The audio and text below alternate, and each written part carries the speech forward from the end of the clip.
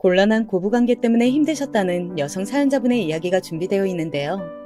어떤 인생을 살아오셨는지, 또 어떤 고부관계 때문에 힘드셨는지 제가 지금 바로 소개해 드릴게요. 저는 톡톡사연 한이입니다.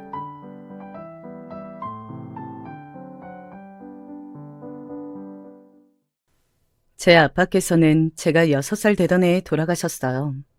교통사고를 당하셨는데 직후에는 상태가 그렇게 나쁘지 않으셨다가 심각한 후유증이 나타나서 갑자기 돌아가신 것으로 그렇게 들어서 알고 있습니다.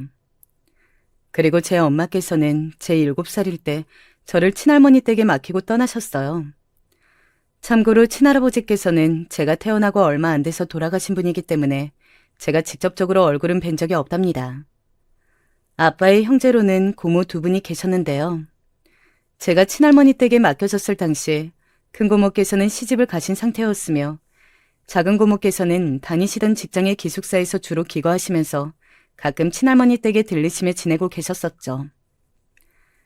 저는 엄마께서 저를 잠깐만 친할머니께 맡기신 줄로만 알았었어요. 할머니 말씀 잘 듣고 사고 안 치고 얌전하게 지내야 돼. 알았지? 착하게 있으면 엄마가 다시 데리러 올 테니까 100밤만 기다리면 된다고 엄마가 말했었지? 100밤만 자고 나면 엄마께서 다시 저를 데리러 오실 줄로만 믿었어요. 그러나 100밤을 모두 새고 나서도 엄마께서는 오시지 않았고 저는 작은 고모의 손을 잡은 채로 초등학교에 입학했습니다. 초등학교에 들어가고 나서 얼마 뒤에 반 친구랑 싸웠었거든요. 자세히 기억은 안 나는데 아마 그 친구가 부모님 이야기를 들먹여서 제가 화를 냈었던 걸 거예요. 반 친구랑 치고받고 싸운 저는 서러워서 엄마를 보고 싶다며 이틀 밤낮을 떼를 썼었죠. 그런 저를 달래시며 할머니께서는 무척 속상해하셨었고요. 그 주말에 집으로 오신 작은 고모께서는 떼를 쓰며 엄마를 찾는 저에게 화를 내셨어요. 너 바보 아니야? 너희 엄마가 너를 왜 데리러 오겠어? 너는 버림받은 거야. 너희 엄마는 진작에 너를 이곳에 두고 도망친 거라고. 자기만 잘 살고 싶어서. 네가 있으면 자기 인생의 걸림돌이니까 너를 이곳에 치우고 가버린 거지. 너는 그런 줄도 모르고 아직 엄마 타령을 하고 있었니? 저는 극심한 충격으로 차마 울지도 못하고 작은 고모의 말씀을 부정하지도 못한 채 가만히 있었죠. 친할머니께서는 작은 고모가 너무 섣부르고 어리석었다면서 혼을 내셨고요. 이건 좀 나중의 일인데 그때의 일을 두고 작은 고모께서는 저에게 사과를 하셨어요. 어린 조카한테 그렇게 대놓고 막말한 걸 후회한다고 말이죠. 제가 상처받은 걸 보고 많이 반성도 하셨다고 했어요. 사실 저는 작은 고모의 그 발언에 반신반의를 했었답니다.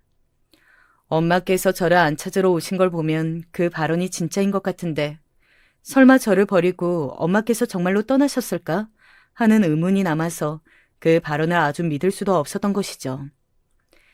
내심 작은 고모께서 저에게 거짓말을 하신 것이기를 바라기도 했었고요. 하지만 작은 고모께서 하신 말씀은 슬프게도 진실로 밝혀졌었죠. 제가 9살 때였어요. 집으로 누가 찾아왔었는데 바로 제 외할머니셨습니다. 제가 살고 있는 친할머니 댁으로 찾아오셔서는 돈봉투를 내미셨어요. 그러면서 외할머니께서는 친할머니를 향해 고개를 숙이셨었죠. 면목이 없습니다. 이 돈은 부디 애 키우는 것에 보태서 사용해 주세요. 큰 돈은 아닙니다. 형편이 되는 대로 넣었고 여하간에 정말로 죄송하게 되었습니다. 아유, 면목이 없고 죄송하단 건 알긴 아나 보죠. 이 돈 가지고 그냥 꺼지시오. 천하의 그 나쁜 년. 지 자식 버리고 지만 살겠다고 도망간 년. 나는 그런 년 따위는 내 소녀의 어미라고 생각도 안 하렵니다. 욕심 많은 그녀는 분명히 천벌 받을 겁니다. 천벌. 예, 천벌 받을 짓은 하기는 했죠. 하지만 저처럼 딸이 있으니까 아시잖아요. 제 딸을 감싸고 비호할 수밖에 없는 저의 심정을 정녕 모른다 하실 수 있으신가요? 어린 나이에 시집가서 애 낳고 살다가 힘들게 낳았던 둘째 아기는 심장이 멈춰서 금세 세상 떠나고 신랑은 교통사고로 잃고 저는 제 딸이 너무 불쌍해서 미칠 것만 같아요. 제 손녀도 중요하지만요. 저는 제 딸이 더 중요합니다. 이제 새 출발해서 잘 살게 된 제 딸의 인생, 저는 끝까지 응원해 줄 거예요. 천벌을 받아도 제가 받고 돌을 맞아도 제가 맞습니다. 제가 다 그 업보를 치고 갈 테니 부디 제 딸을 향한 깊은 노여움만은 걷어주세요. 외할머니의 절절한 말씀은 그 당시보다는 제가 나이를 한 해에 한 해 더 먹어갈수록 이해할 수 있게 되었어요. 저를 두고 새 출발을 하신 엄마를 비난할 수 있는 자격을 가진 사람이 세상에 딱 한 명 있다면 그건 바로 제가 되겠지만 별로 그러고 싶지 않았습니다. 그날 외할머니께서 떠나시기 전에 제 어깨를 잡으시며 이렇게 마지막 말씀을 남기셨어요. 앞으로 너 이젠 네 엄마 찾지 마라. 네 엄마 위해서 그렇게 해라. 알아들었니? 제발 나의 부탁이다. 간절한 외할머니의 눈빛을 보면서 어렸던 저는 무의식적으로 고개를 끄덕거렸었죠. 그 이후로 저는 제가 완벽히 버림받았다는 걸 깨닫게 되었던 거예요. 그 전까지는 저는 제가 부모 없는 아이인 줄 모르고 살았었어요. 그런 식으로 생각 자체를 안 해봤었거든요. 그런데 제가 부모 없는 아이였더군요. 학교에서 친구들이 부모 없는 고아 새끼다라고 떠들고 다녔었는데 거기에 제가 해당된다는 생각을 하니까 마음이 아팠던 것 같아요. 그 이듬해 작은 고모가 시집을 가셨습니다. 신혼살림 차려서 사는 데가 그리 멀지 않다면서 자주 올 거라 하셨었지만 별로 안 지켜졌었고요. 친할머니 댁이 있는 시골 동네는 심심하긴 했어도 벗삼아 놀 자연은 광활했기에 저는 작은 고모를 자주 못 뵙게 되어도 결핍은 느끼지 못했었네요. 친할머니께서는 시장에서 음료를 파셨어요. 가끔 이웃분들의 농사일을 거들어서 푼돈을 벌기도 하셨으나 시장에서의 음료 파는 일이 생업이셨죠. 저는 주말이면 친할머니를 따라서 음료를 팔기도 하며 시간을 보냈었죠. 친할머니께선 늘 저한테 미안하다고 하셨어요. 그렇게 말씀하실 때마다 저는 되려 친할머니께 죄송한 마음이 들었었죠. 저는 친할머니를 따라 누비게 된 시장에서 많은 것들을 보고 배웠던 것 같아요. 시장의 상인분들이 서로서로 팔아주는 게 신기했었네요. 하루 종일 산 나무를 팔아서 손에 몇천 원을 주셨던 어느 할머니께서는 저희 할머니께로 와서 꼭 커피 한 잔씩을 팔아주셨어요. 힘들게 번 돈, 아깝게 번 돈인데도 꼬박 써주셨죠. 그러면서 하셨던 말씀이 바로 이렇게 사는 게 낙이고 사람들이 더불어 사는 모습이라고 하셨어요. 많은 것을 손에 쥐려 하지 말고 정으로 살아간다면 행복하게 살 수 있다고 말이에요. 기껏 힘들게 장사해서 버신 돈으로 친할머니께서는 시장에서 장을 보셨죠. 여러 곳을 들르시면서 팔아주셨고요. 어렸을 때는 이런 시장의 생리가 살짝 이해하기 어려웠어요. 큰 욕심 내지 않고 서로를 위해주며 자리를 지키고자 하는 분들의 마음이 제가 자랄수록 더욱 이해가 갔고 그런 자세를 배우고자 했었죠. 중학교는 초등학교보다 먼 곳에 있었는데요. 그러다가 고등학교는 아예 친할머니 댁을 떠나서 큰고모 댁에 살며 다녔어요. 큰고모 댁에서 산다는 게 어색했고 싫었으나 친할머니의 뜻이 완강하셨기에 그렇게 했었네요. 이왕 고등학교를 다닐 거라면 친구들이 많고 주변이 활기찬 곳으로 학교를 다녔으면 좋겠구나. 조용한 시골 우물 안에서 학교를 다닌다면 네 학교 생활이 재미없어질까봐 이 할미는 그게 걱정이요.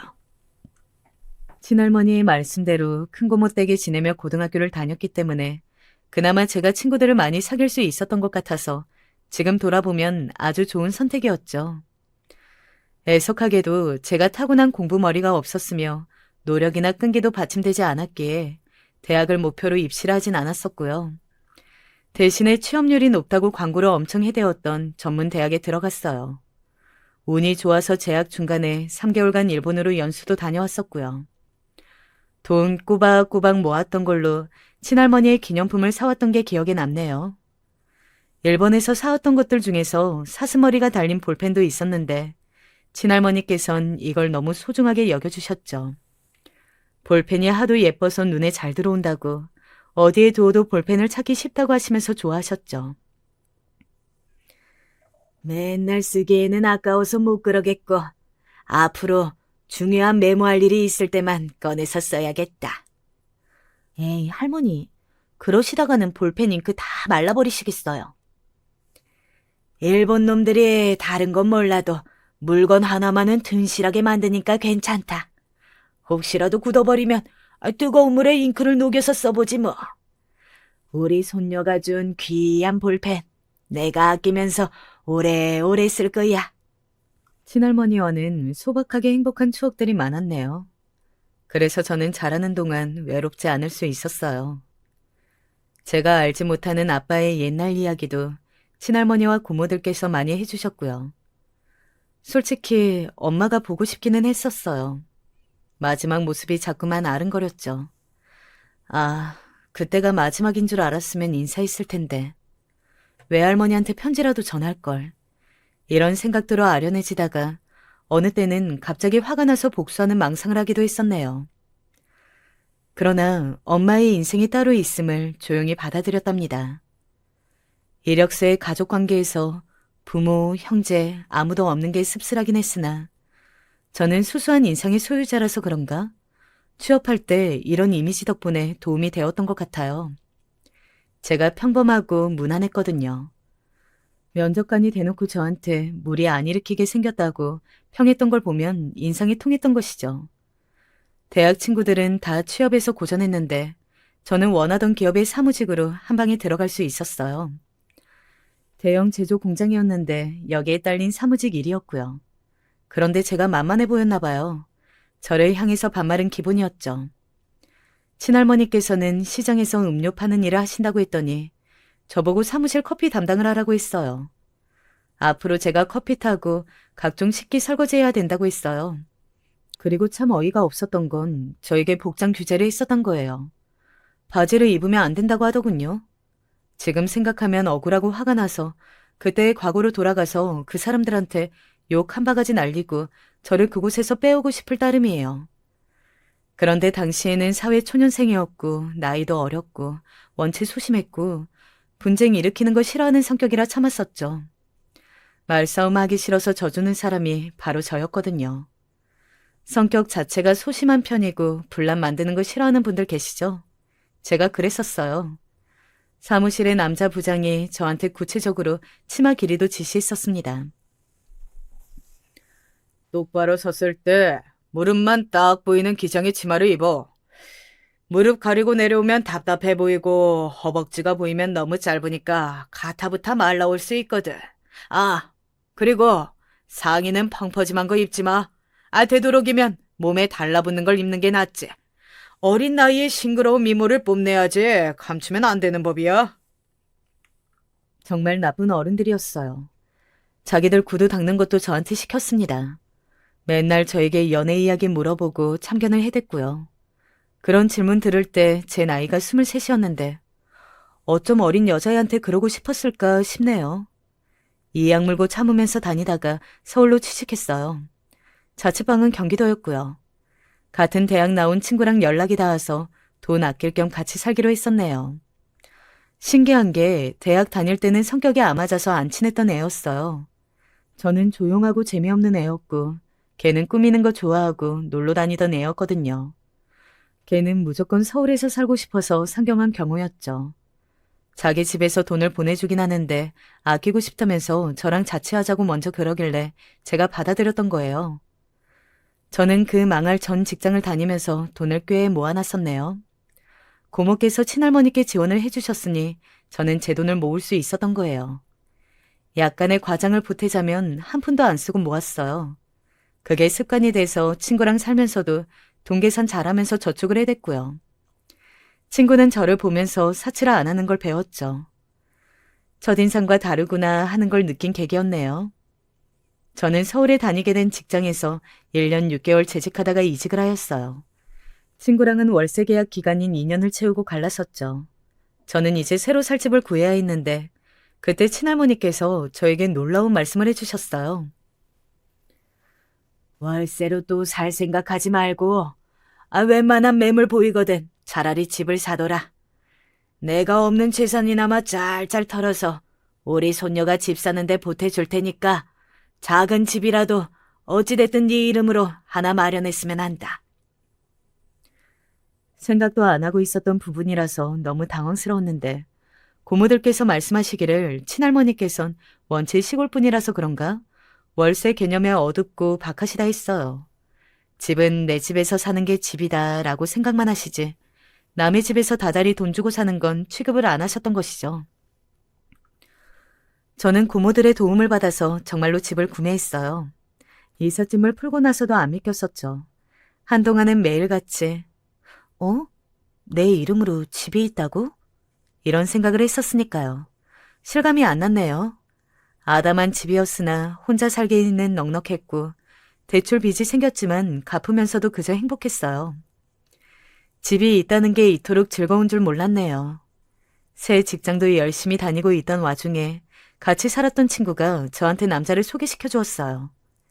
제가 알뜰살뜰 사는 것을 지켜보면서 감명받았던 그 친구가 얼굴 괜찮게 생긴 남자 소개가 자기한테 들어온 것을 저에게 넘긴 거예요.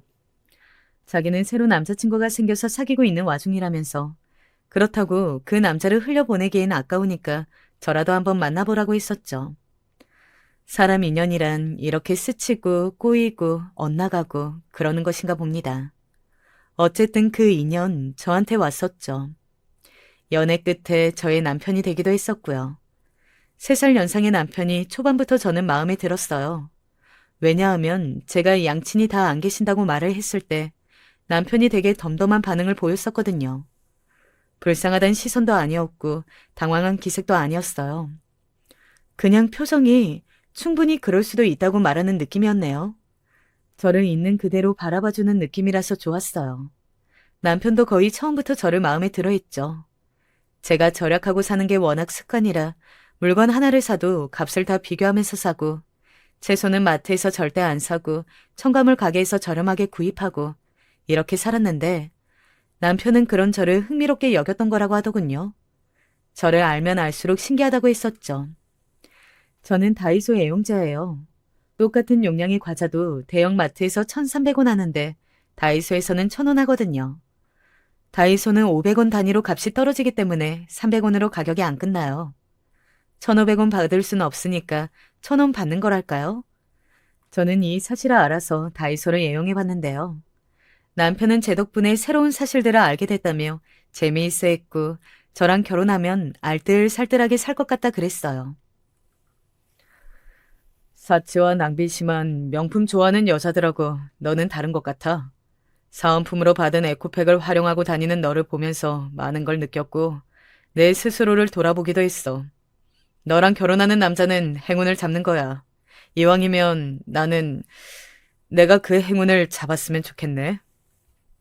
남편이 처음 결혼 이야기를 꺼냈었을 때 저희는 다이소 매장 앞에 횡단보도에서 초록불을 기다리고 있던 와중이었죠. 저는 거창하게 살아본 적이 없었기 때문에 그런 순간들이 구질구질하다고 생각조차 안 해봤어요. 그냥 그 진심이 느껴져서 좋았을 뿐이었죠. 시간이 더 지나서 저는 남편하고 결혼하게 되었어요. 네 집에서 신혼생활 시작하고 대충 빚 남는 건 내가 갚는 걸로 하자. 그리고 네 집 나랑 공동명의로 돌리는 거야. 괜찮은 생각이지? 남편이 너무 아무렇지 않게 말을 꺼내서 하마터면 홀라당 넘어갈 뻔했었는데 고모들이 기를 쓰고 반대해서 공동명의로 안 했었어요. 고모들께서는 대충 빚을 싹 다 갚고 나서 공동명의라 하든지 말든지 하라고 처음부터 공동명의라 하고 결혼하는 건 절대 안 된다고 못을 박으셨습니다. 제 집은 고모들께서 도와주신 덕에 마련할 수 있었던 거기 때문에 저는 고모들의 의견을 따르기로 했었고요. 시아버지께서는 제가 고아라는 것에 난감해하셨어요. 조모의 품에서 자라오고 일찍이 사회생활 시작해서 돈 벌어온 게 기특하고 짠하기도 하지. 그런데 왜 하필 결혼 상대로 점 찍은 게 우리 아들인가 싶기도 하고. 심경이 복잡하구나. 아주 솔직하게 말씀을 해주셨었네요.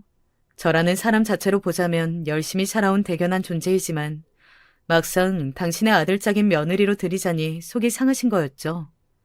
남편한테는 형이 있었어요. 둘이 나이 차이가 좀 나는 편이었죠. 6살 차이니까요. 아주버님께서는 결혼하신 상태였고요. 애가 둘이었답니다. 또한 대릴 사위라고 볼 수 있는 분이셨어요. 왜냐하면 형님 집이 좀 사는 편이라고 그랬거든요. 재산도 있는 데다가 교육자 집안이라서 특유의 가풍이 있다나 뭐라나 하던데요. 남편이 한번 저한테 귀뜸을 해준 바로는 형님네 집안에서 시어머니를 별로 안 좋아한다고 하였습니다. 지금은 그게 너무나 잘 이해가 가는데요. 당시에는 그 소리를 듣고 나서 시어머니가 너무 가여웠어요. 그리고 저는 엄마로부터 버림받았던 사람이기 때문에 괜히 시어머니가 애틋하게 느껴졌던 것도 있었죠. 이렇게 되었으니 어쩔 수 없지. 아, 그래. 둘의 결혼을 허락하마. 내가 앞으로 너를 내 딸이라고 생각하면서 살 거란다. 나는 아들 녀석만 둘이라서 늘 딸을 가지고 싶었는데, 생각해보니 아주 잘 되었구나. 시어머니께서 그렇게 말씀해 주셨을 때 제가 얼마나 감동을 받았었는지 몰라요. 친할머니로부터 많은 사랑을 받았고 고모들이란 든든한 방패도 있었지만 저에게는 늘 엄마라는 존재의 결핍이 자리하고 있었어요.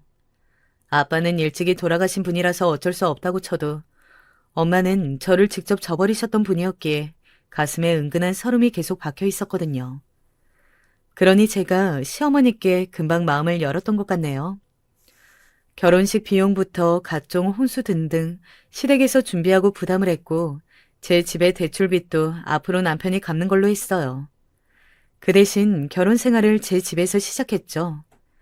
저는 친할머니께서 강력히 주장하신 바람에 얼떨결에 마련했던 그 집 하나로 결혼을 할 수 있었던 셈이었네요. 시어머니께는 뭉쳐다니는 모임이 있는데요. 시어머니 포함 4명이 정의 멤버이고 가끔 참여하는 2명까지 추가하면 총 인원이 6명입니다. 정의 멤버 넷 중에서 시어머니 포함 3명은 서로가 어렸을 때부터 알아온 고향 친구들이에요. 나머지 정의 멤버 1명은 3명 중 1명의 육촌 관계이고요. 서로가 고향 친구들인데다가 친척이기까지. 그러니 끈끈했던 것이죠. 제가 시어머니의 인간관계를 어떻게 알게 되었냐고요? 시어머니께서 하도 그분들과 자주 어울려 다니는 것도 모자라서 결혼한 지 1달 만에 저를 그분들에겐 눈도장 찍게 만드셨기 때문이에요. 시댁의 오래된 빌라인데 분위기가 좀 삭막했습니다. 집은 넓은데 전체적인 색감이 어두운 편이었고 구조도 옛날 구조였죠. 그런데 제 집은 남향이라서 그런지 항상 밝았어요. 아담한 평수이긴 해도 구조가 원체 잘 빠져서 답답한 느낌이 없었고 무엇보다 세련된 분위기였죠. 시댁 돈으로 마련한 가전제품들을 구경을 한다는 명목으로 시어머니께서 정예 멤버들을 이끌고 제 집, 그러니까 신혼집에 방문하셨어요. 어머, 밖에서 보는 것보다 내부가 더 예쁜 집이네. 이런 거 카메라로 찍으면 더 넓게 나오는 거 알지? 알지. 요즘에 인기 많은 프로그램. 그거 뭐냐? 집 보러 다니는 예능.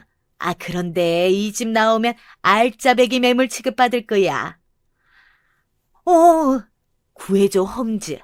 나 그거 잘 보잖아. 이 정도 집이면 작아서 그렇지 신혼부부가 살기 나쁘지 않은 건데. 아이고, 집 한번 잘 샀네. 저렴할 때 잘 샀다. 투자하는 눈이 있나 봐. 정의 멤버들이 왁자지껄 떠들면서 저를 칭찬하셨는데 시어머니께서는 연신 어깨를 으쓱하셨어요. 콧대가 높아지신 게 보였죠. 저는 제가 칭찬을 들어서 시어머니께서 뿌듯해하신 건 줄로만 생각을 했었는데 나중에 곰곰이 돌아보니까 그게 다 포석이었나 봐요. 저를 다들 인정하게 만들고 저를 대단한 며느리로 만든 후 그 위에 시어머니께서 군림하는 그림을 그리고자 하셨던 것이죠. 시어머니의 헛에 황당한 과시욕은 금세 나타났습니다. 올똑쟁이 며느리가 나를 얼마나 우러러보는 줄 다들 알기나 해? 올 며느리는 내 발도 닦아준다? 우리 집은 그래서 정기적으로 세족식이 열린다니까? 시어머니의 말씀을 들으면서 저는 속으로 세족식이 뭐지? 했다가 발 닦는 의식이라는 걸 알았네요. 시어머니께서는 제가 자발적으로 대야를 갖고 와서 당신의 발을 닦아드리는 며느리라고 정의 멤버들에게 말씀하셨어요. 저는 그런 적이 없었거든요. 그런데 반박할 새도 없이 정의 멤버들이 저를 초롱초롱한 눈으로 바라보시면서 하나같이 세상에, 어디서 이런 며느리를 구했대? 아, 복 받았네. 복을 받았어. 똑 부러지는 며느리가 그렇게 충성을 다한다니. 아유, 자기 다시 봤다. 자기가 상당히 위험 있는 시어머니였구나. 그러게나 말이야. 맏며느리는 부자인 대신에 싸가지가 더럽게 없더니만. 아, 이번에는 참한 며느리 새로 잘 들였네. 칭찬의 말씀을 해주시니까 저도 모르게 그냥 헤헤 웃고 말았어요. 형님과 비교해서 제가 우위라는 생각이 들어버렸고, 그때는 그게 마냥 좋았던 거예요. 왜 그랬을까 모르겠네요. 제가 순하게 웃고만 있는 것에 자신감을 얻으셨는지, 시어머니께서는 세족식은 물론이고, 어깨 마사지를 자발적으로 제가 해드리고 있다면서 그런 거짓을 추가로 늘어놓으셨어요. 정의 멤버들은 다들 부럽다는 눈길로 시어머니를 쳐다보았고요. 저는 시어머니의 눈치를 살펴가면서 더욱 굽신거리고 예의 바른 며느리처럼 굴었고, 그럴수록 시어머니의 입가에 걸린 미소가 진해졌죠. 정의 멤버들의 선망 어린 시선 또한 깊어졌고요. 네, 맞아요. 저는 첫 단추를 잘못 깨웠던 거예요.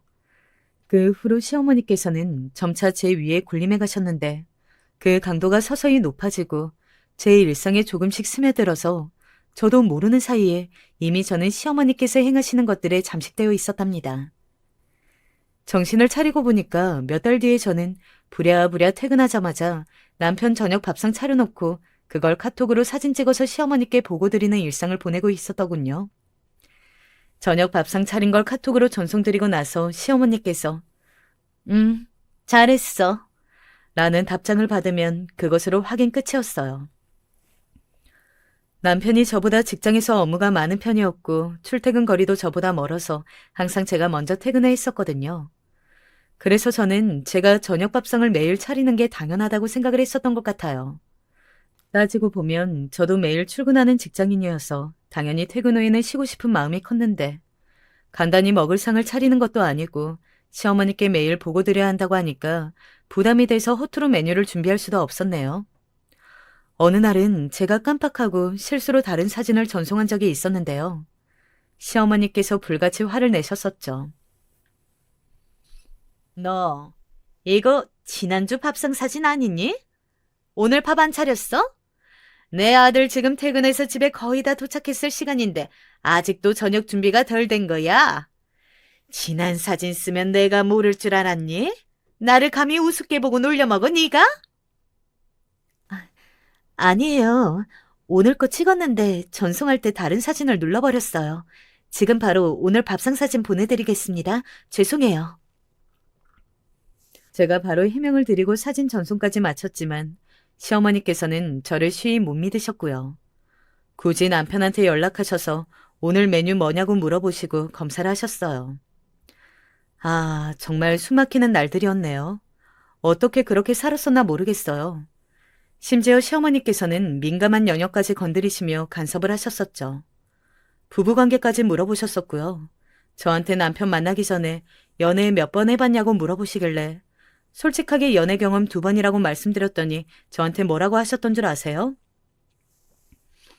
그래, 지난 더러운 과거는 용서해 주겠지만 회개하고 뉘우치는 마음으로 앞으로는 몸과 마음을 정갈하게 하고 배우자만 바라보면서 살거라.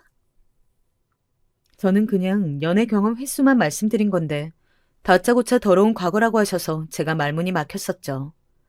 그리고 당신께서 시댁서열 일이니까 저보고 알아서 납작 엎드리고 잘 살면 앞으로의 인생이 편할 거라고도 하셨어요.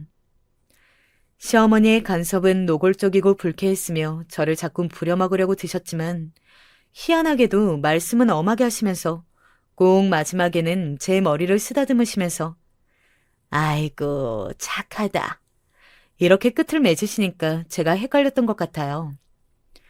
시어머니께서 저에게 행동하시는 모든 것들이 애정에 기반한 것들이라고 자꾸만 믿고 싶어졌던 거예요. 저한테 막말하시는 것도 진짜 가족이라서 그러시는 줄로 생각이 되었고요. 만약에 나를 편하게 생각 안 하셨으면 못 그러셨을 텐데 이런 식으로 생각했었네요. 가끔은 네가 내 딸로 태어났으면 어렸을 때 예쁜 옷 많이 입혀봤을 거라고 그런 식으로 말씀을 하셔서 제가 소소하게 감동받았었고요. 그러고 보니까 시어머니께서는 저에게 옷에 좋다는 말씀을 참 많이 해주셨네요. 날씬해서 옷빨이 잘 받는 거니까 몸매 관리 잘하라고 당부하셨었죠. 어느 날은 저한테 밑도 끝도 없이 임신한 거냐고 물어보셨었는데요. 임신이요? 아니요. 아직 소식 없어요. 그런데 그건 갑자기 왜 물어보세요, 어머니? 너 그거 확실해? 정말로 임신한 게 아닌 거야? 네, 그럼요. 저 이번 달에 생리도 했는데요. 절대 임신 아닌데 왜 그러시는 건지. 그럼 뱃속에 애가 들어선 것도 아닌데 이 뱃살들은 뭐니?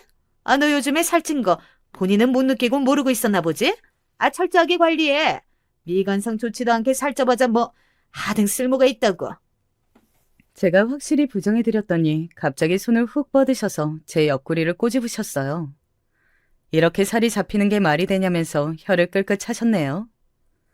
제가 사회생활을 워낙 쓰레기 같은 소굴에서 시작했던지라 별 이상한 어른들을 다 겪었었기 때문에 시어머니의 이런 지적과 행각이 되게 잘못된 거라고까지는 생각 못했던 것 같아요. 그런 면에서의 상황 판단력이 제가 남보다 둔했던 듯 싶네요. 제가 간식을 먹는데 취미 들여서 그렇다고 먹는 거 조절하겠다고 말씀드린 이후로 며칠이 지났을 때였는데요. 시어머니께서 뱃살을 확인하시면서 저보고 옷을 위로 들어 올리라고 하셨어요. 저는 얼떨결에 배를 보여드렸는데 시어머니께서는 몇 발짝 뒤로 가시더니 제 허리 라인이 어쩌고 저쩌고 평가를 하시면서 한숨을 작게 쉬셨습니다. 아유, 이렇게 보니까 몸에 비해서 허리가 별로네. 너 혹시 우리 몰래 아이라도 한번 낳았던 건 아니겠지? 네? 무슨 말씀을 그렇게 하세요? 그럴 리가 없잖아요. 말도 안 되는 소리를 하시니까 저 지금 너무 당황스럽고 놀랍고 그러네요, 어머니. 뭐 그렇게까지 사색이 될 거 있니? 그냥 해본 말인데. 네 친엄마가 너 낳고도 애 없는 척하면서 새로 시집 갔었다며. 모전 여전이라고 네가 그런 네 친엄마를 닮았을까봐 노파심에 물어봤다. 그 자리에서도 너무 당혹스러웠는데 상황이 지나고 나서 곱씹어보니까 뒤늦게 수치심이 밀려오더라고요. 저는 시어머니를 제 어머니 같은 분이라고 속으로 생각하며 따르고 있었던 건데 시어머니께서는 난데없이 저희 엄마를 들먹이신 것에 어떻게 이걸 받아들여야 할지 모르겠더군요. 여태까지 속으로 그런 생각을 하시면서 저를 바라보셨던 것일까봐 마음이 너무 복잡했어요. 이러저러한 일들이 있었다고 남편한테 이야기를 전하면서 중재 좀 해달라고 했습니다. 남편이 시어머니의 아들이니까 나서주는 게 당연하다고 생각을 했었고요. 그런데 남편은 떨떠름한 기색으로 반응했었죠. 내가? 중간에서 내가 왜 중재를 해야 돼? 너 우리 엄마랑 나보다 더 가깝게 잘 지내고 있었던 거 아니었어?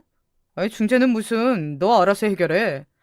그리고 누가 몸매를 냉철하고 객관적으로 지적해주면 몸매 관리에 도움되고 좋은 거 아니야? 도움되고 좋은 거를 떠나서 오빠, 어머니가 나한테 애 낳아본 거 아니냐고 그런 말씀도 하셨단 말이야. 나 그런 소리까지 들으니까 정말 많은 생각이 들더라. 앞으로 어머니 뵐 때마다 그 발언이 계속 생각날 것 같고 진짜 속이 답답해. 나는 네가 더 답답하다. 너 출산해 본 적 없잖아. 네가 떳떳하면 될 일이지 뭘 그렇게까지 속에 담아두고선 두고두고 신경을 쓰려고 해. 그냥 잊어버리면 될 것을. 남편이 너무 심드렁하게 나오니까 제가 혼자 예민하게 구는 건가 싶어서 헷갈렸네요. 그리고 남편은 자꾸 자기가 느끼기에는 시어머니와 제가 가깝고 친해 보인다고 했어요. 허물없는 엄마와 딸 분위기도 나기 시작한다나 뭐라나 그런 말을 하면서 감정적으로 맞서지 말고 뭐든지 둥글게 잘 풀어나가라고 저한테 그러더군요. 제가 아랫사람이니까 상황마다 한 번씩 참으면 전부 다 둥글게 잘 흘러갈 거라고 그랬어요. 그리고 저에게는 상대방의 말을 비꼬아서 듣는 재주가 있으니까 그런 걸 버린다면 좋은 성격이 될 거라고도 했었고요. 지금 생각해보면 어처구니가 없는 조언이었죠. 그딴 것도 조언이라고 저한테 해줬었던 것인지 그저 어이가 없을 따름입니다. 그 당시에는 왜 남편한테 제대로 못 따졌었는지 모를 일이에요. 저는 시어머니라 아무렇지 않게 대할 자신까지 없어서 전전긍긍을 하고 있었건만 정작 시어머니께서는 너무나도 태연하게 평소처럼 저에게 연락을 하셨고 행동을 하셨어요. 그래서 저도 물 흐르듯이 원상복귀가 되었죠. 그 후로 며칠 뒤였어요. 시어머니께서 저한테 퇴근길에 들르라고 하셔서 간 곳이 있었습니다. 그곳은 시어머니께서 당신의 모임 멤버들과 함께 식사를 하고 계신 식당이었어요. 모든 멤버가 다 모여서 테이블 인원이 6명이었죠. 올 며느리 왔네? 내 얼굴 보고 가겠다고 자꾸 떼를 쓰길래 퇴근길에 시간 되면 잠깐 들르라고 했는데 정말로 올 줄이야. 집에 들어가서 올 아들한테 저녁밥 차려주기에도 바쁠 텐데 이렇게 짬을 내서 나를 보러 오고 역시 올 며느리가 최고다. 시어머니께서 호호 웃으시면서 말씀을 하시자 저는 어색한 표정 관리를 하며 그 멤버들에게 인사를 하였습니다. 다들 아유 며느리가 헌신적이네 이러시면서 반응을 보이셨죠. 시어머니의 맞은편에 앉아 계셨던 분은 얼굴에서부터 이미 부럽고 신기하다는 기색이 확 드러나 있었어요. 시어머니와 저를 번갈아가며 쳐다보는 눈빛에서 그런 게 느껴지더군요. 결국은 헛기침을 하시면서 그분이 시어머니를 향해 이렇게 말씀하셨었죠. 우리 며느리는 내가 전화하면 무조건 안 받고 꼭 몇 시간 지나서야 나한테 카톡으로 전화하셨었네요. 무슨 일이세요? 이런 거 보내는 수법이나 쓰는데 아유 너는 참 말을 잘 듣는 며느리를 들였구나. 우리 며느리가 이랬으면 내가 소원이 없겠다. 아유 걔는 여전히 네 전화를 씹고 그러니? 단단히 교육 좀 시켜라 제발. 울 며느리를 봐. 나한테 무조건 충성하잖아. 부르면 오고 가라면 가고 웬만한 개보다도 더 맹목적이야. 걔는 사료값이 들지만 울 며느리는 돈을 벌어오니 비교조차 안 되지만 울 며느리가 정성스레 내 발까지 씻겨준다는 건 들어서 알고 있지? 시어머니께서 신나게 주절거리셨고 다른 사람들은 전부 부러움에 가득 찬 표정으로 그런 시어머니의 말씀을 경청했습니다. 저는 민망하게 옆에 서서는 낯뜨거워지고 있었죠. 창피하더라고요. 말씀 도중에 시어머니께서 호호 웃으시며 손으로 제 등짝을 몇 대 치실 때는 모멸감마저 느껴졌지만 이 분위기를 깨면 안 될 것 같아서 멍청하게 억지로 웃고만 있었네요. 그리고 속으로 생각했죠. 시어머니께서는 당신의 모임 멤버들 앞에서 며느리 꽉 잡고 사는 시어머니라는 것을 과시하는 걸 너무나도 좋아하시는 게 분명하다고요. 올 아들은 말이야. 회사에서 능력을 인정받아서 항상 바빠. 퇴근도 정시에 못한다니까. 올 아들을 찾는 사람이 그렇게 많다네. 그러니까 울 며느리가 매일 정성 들여서 저녁 밥상 딱 차려놓고 울 아들 기다려주나 보더라고. 울 아들이 하도 회사에서 일 많이 하고 고생하는 거 아니까. 울 아들을 채간 게 엄청난 행운인 것을 울 며느리가 본인이 가장 잘한다니까. 시어머니의 말씀에 쓴웃음이 나왔었죠. 결혼 전에는 그 행운이라는 말, 남편이 저를 향해 썼던 표현이었거든요. 그런데 이제는 입장이 반대가 되어서 시어머니께서 저의 급을 낮추는데 행운이라는 말이 사용되고 있다니 정말 기분이 묘했네요. 애써 참아 누르면서 자리를 떴던 그날이 지나고 저는 시어머니께 말씀을 드렸어요. 다른 사람들 있는 데서 자꾸 멋대로 만들어내신 제 이미지로 거짓말하시고 저를 깎아내리시는 것 같아서 마음이 좋지 않다고 말이죠. 저는 과연 시어머니께서 어떻게 나오실까 걱정을 했었는데 의외로 인정을 하시더라고요. 너도 눈치챘겠지만 내가 친구들 앞에서 자꾸만 자랑하려고 드는 버릇이 있어. 안 그러면 그 친구들이 나를 죄다 무시하는 걸 어떡하니? 내가 너를 얕잡아보고 그러는 게 아니라 그냥 친구들 앞에서 기 안 죽고 싶어서 그러는 것뿐이야. 마음 착한 네가 이해해 주렴. 설마 내가 너를 내 딸처럼 여기고 있는데 함부로 보고 있을까 봐? 절대 아니야. 네가 인성이 나보다 낫잖니. 너 그러이 나 좀 봐준다면 좋겠구나. 그런데 그 인정이 인정이긴 한데 뭔가 캥기는 게 있는 인정이었어요. 결과로 따져봤을 때 저한테 하등 좋은 효과가 없었다는 것이죠. 하지만 그 순간에 저는 그런 걸 고려하지 못했었기에 시어머니께서 제 말에 바로 인정을 하셨다는 부분에만 초점을 맞췄어요. 게다가 저를 딸처럼 보고 계신다고 하니까 제가 또 흐뭇해져 버렸던 것이죠. 바보같이 네, 알겠어요. 이런 대답이나 했던 것으로 기억이 나네요. 하지만 그것은 명백한 실수였고 그 이후로는 시어머니께서 아주 노골적으로 저를 깔아뭉개셨네요. 저한테 하셨던 발언 중에서 가장 인상적이었던 것은 집에서도 편하게 퍼질러 있을 생각 말고 머리도 단정하게 하고 옷도 펑퍼짐한 거 입지 말라는 것이었어요.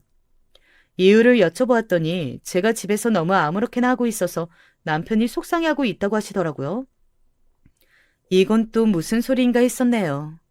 제가 집에서 머리에 아무렇게나 편하게 고무줄로 질끈 묶고 목 늘어난 티셔츠에 잠옷바지를 입고 침대나 소파에 퍼질러져 있는 모습을 보면서 남편이 불만이라도 느꼈었나 봐요. 그걸 시어머니께 고스란히 일러 바쳤더군요. 여자로서의 매력이 빨리 없어지기라도 하면 어떡할 거니? 여자가 늘 긴장하면서 자기 자신을 점검해야 남자의 사랑이 떠나가질 않는 거야. 넌 사치 하나도 안 하고 검소하게 사는 것만큼은 배점이니까 이제 외모 관리도 집에서 한다면 완벽해질 거란다. 다른 것도 아니고 집에서 편하게 있으면 안 된다니. 저는 직장인이었고 따라서 하루의 피로를 맘 편히 녹이고 싶은 게 당연했는데요. 제가 어이가 없어서 남편한테 따졌다가 황당한 말을 들었어요. 남자는 집에서 속옷만 달랑 입고 드러누워 있어도 되지만 여자는 그러면 안 된대요. 너무 스스로를 다 드러내놓고 있는 게 조신해 보이지 못한다고 그랬어요. 시어머니나 남편이나 제가 어렸을 때 다녔던 망할 직장의 남자 상사들이나 전부 사고방식이 역겨운 면에서 흡사했던 것 같네요. 그러던 중에 대망의 일화가 터져버렸죠. 제가 연차 남은 게 많아서 평일날 쉬었거든요. 시어머니께서 이걸 아시고는 모임 정예 멤버들이랑 저희 집에서 밥 먹고 싶다고 하셨어요. 며느리가 자기 집에 모셔서 밥 차려준다고 이미 그런 식으로 정예 멤버들한테 다 자랑해놨다면서 한 번만 부탁을 들어달라고 하셨습니다. 그날 일정이 있었던 것도 아니라서 알겠다고 그랬어요. 저희 집에서 이른 점심을 드시고 나서 드라이브 나들이로 카페에 가신다고 하셨어요. 그래서 저는 당일 아침에 일찍 음식을 준비하면 된다고 생각했었죠. 그런데 하루 전날 저녁 저한테 카톡을 시어머니께서 보내셨는데 갈비찜이랑 미역국은 꼭 준비하라고 하신 거예요. 마트 문 닫기 전에 얼른 가서 재료를 사왔습니다. 그리고 남편하고 다퉜죠. 남편은 시어머니의 기행이 전혀 이상하지 않다며 제가 며느리로서의 도리를 마땅히 다 해야 한다고 했어요. 저는 이 모든 상황이 짜증난다고 맞섰고요. 싸우고선 따로 잠들었다가 문득 갈비찜 양념을 재놔야 한다는 생각이 들었어요. 이른 새벽에 일어나서 양념부터 만들고 고기에 핏물 빼서 재워놨죠. 갈비찜에 미역국이라니, 거기에 각종 반찬들까지. 이건 생일상이 아니라 수라상은 되는 듯 싶었습니다. 남편은 툴툴대면서 출근했고 시간이 되자 시어머니께서 정예 멤버들을 이끌고 도착하셨는데요. 어깨에 힘 빡 들어가신 게 보이더군요. 저한테 본인 가방을 내미시길래 얼떨결에 받았더니 이어서 본인 외투까지 벗어서 저한테 넘기셨어요. 제가 본인의 전용 비서라도 되는 줄 아셨나 봐요. 꾹 참고 가방이랑 외투 정리했네요. 음식 준비한 노력이 아까워서라도 즐거운 식사 시간을 갖고자 했습니다. 그런데 잘 드시고 있는 줄 알았던 시어머니께서 젓가락을 탁 내려놓으시면서 분위기가 반전됐죠. 아유, 갈비찜 양념이 왜 이렇게 짜니?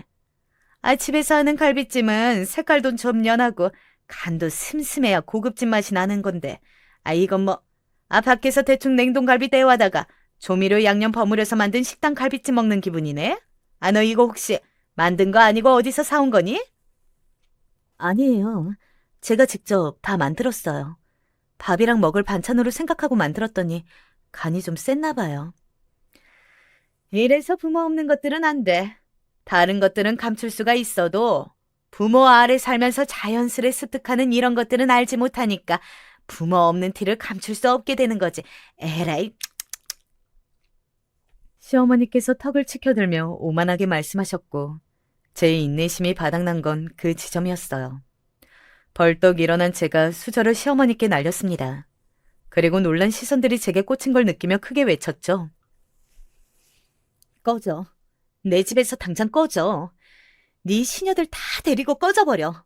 네 모질이 아들도 금방 네 곁으로 돌려보내줄 거니까 아쉬워 말고 지금 당장 다 꺼져버리라고. 저는 빠르게 걸음을 옮겨서 시어머니의 외투와 가방을 챙겼고 그걸 베란다 밖으로 집어 던졌어요. 그러자 시어머니께서 비명을 지르셨죠. 정의 멤버들도 혼비백산이 되어서 각자 짐을 챙기기에 바빴습니다. 저는 사색이 된 시어머니를 향해 손으로 현관 쪽을 가리켰어요. 아직도 안 꺼졌어? 당장 네 아들하고 이혼할 거니까 2번 다시 볼 일은 없을 거야. 짧은 인연 정말 더러웠습니다. 잘 가세요. 제 기세에 놀린 시어머니께서는 분하다는 듯이 입술을 꽉 깨물면서도 차마 반박하지 못하시고 집을 나서셨죠. 모두가 떠난 후 저는 현관문을 꼭꼭 걸어 잠그고선 한참 동안 몸을 떨었어요. 태어나서 그런 식으로 굴어본 게 처음이었어요. 남한테 감정적으로 소리 질러 본 적도 처음이었기 때문에 큰 잘못을 저지른 것 같아서 몸이 계속 떨렸습니다. 그런데 진정이 되고 나니까 후회되지 않는다라는 생각부터 들더군요. 제 행복을 늘 빌고 계시는 친할머니를 위해서라도 더 이상 저 자신을 낮추며 살고 싶지 않았어요. 집으로 온 남편이 저한테 윽박을 지르는 모습에 솔직히 무서웠고 겁도 났지만 용기를 끌어모아서 이혼 선언했습니다. 그간 제가 당해온 것들만 모아도 충분한 증거가 된다면서 맞섰어요. 그랬더니 남편이 꼬리를 내렸죠. 시어머니께서 저한테 내 행동이 너무 우바스러웠다 며 사과를 하셨지만 저는 거절했습니다. 이제는 아무한테도 끌려다니고 싶지 않았어요. 그 후로 복잡한 감정이 있긴 했으나 결국 이혼했어요. 친할머니와 고모들께는 저에게서 대략적인 자초지종을 들으신 후 이혼하길 100번 잘했다고 해주셨죠. 성급했던 결혼으로 걱정 끼쳐드린 것 같아서 너무 죄송했네요. 전 시어머니와 전 남편이 얼마나 정신나간 작자들이었는지 시간이 흐르면서 더욱 깨닫게 되었어요. 그 인간들 덕분에 제 집의 대출 빚을 다 갚았으니 그나마 위안을 삼아야 할까요? 참고로 그 집은 부동산 가격이 천정부지를 뛰었을 때 팔아버렸어요. 안 좋은 결혼 생활의 흔적이 남아있는 곳 파는 게 낫다고 고모들이 그러셨거든요. 다른 위치의 집을 샀는데 너무 잘한 선택이란 생각을 하며 살고 있답니다.